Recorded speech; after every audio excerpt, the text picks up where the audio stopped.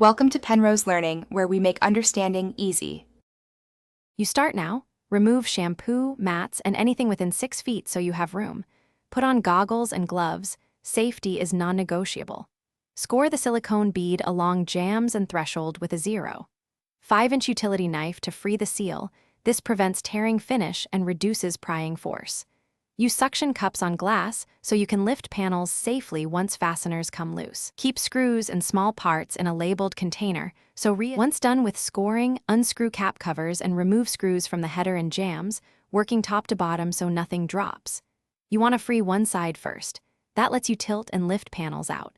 Use suction cups and a helper for large glass to keep control and avoid chipping the edges. If silicone resists, switch to an oscillating tool with a flush blade or a stiff putty knife to separate frame from tile. This protects the substrate while you pry the frame away. Make the final moves. Pry out the bottom track gently with a wide putty knife, lifting along its length to avoid bending the tile edge. Clean old adhesive and silicone with a solvent and a scraper, then wipe dry before any patching. Fill screw holes or damaged grout with waterproof caulk or thinset and red aisle or repaint as needed. This prevents leaks. If the frame is stubborn, apply heat to soften silicone or use an oscillating tool. Just protect surrounding tile to avoid accidental damage.